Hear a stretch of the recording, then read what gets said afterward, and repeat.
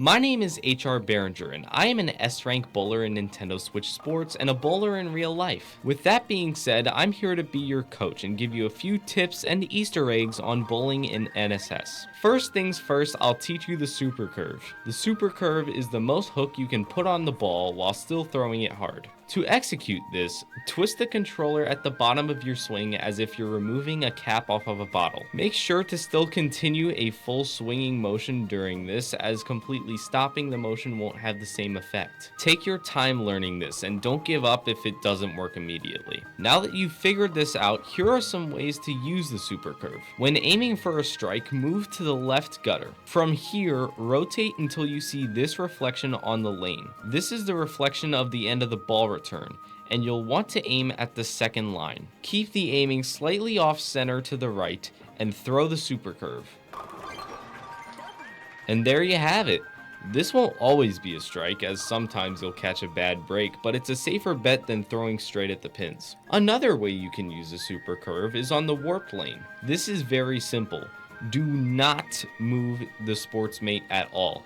Just throw the super curve. If done correctly, this will hit the left side pocket, usually resulting in a strike. Once again, you could catch a bad break and it won't carry the way you want it to, but it is still, once again, a safer bet as just throwing it to the side. Now let's talk about spare shooting.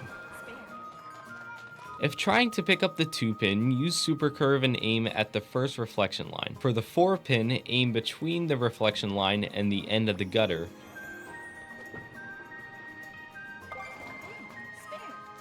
And finally, for the 7, aim at the end of the gutter. When shooting right side spares, it's important to shoot cross lane. For example, if aiming at the 10-pin, it's easier to shoot cross lane since aiming straight is a bigger risk at guttering.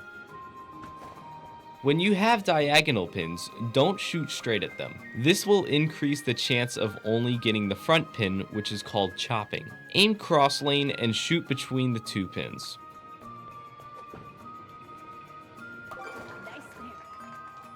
Also, make sure to use hook when shooting double pins.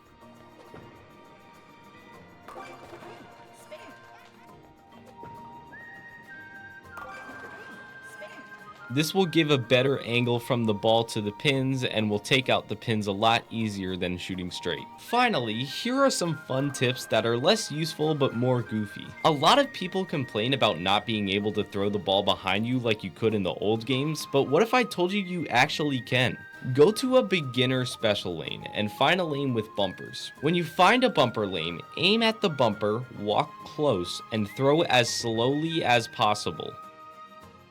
And there you go. It even gives you a replay of your shot where sometimes it'll roll all the way onto the carpet behind you. There's an invisible wall on the right and the left side so it doesn't roll into the lane areas next to you, but I don't think there's an invisible wall in the back, so I'm pretty sure the harder you throw it, it'll just roll even further. But just make sure not to give the ball any height because this will result in the ball hitting the bumper and rolling onto the lane. The last thing I have to talk about today is the 4th wall break.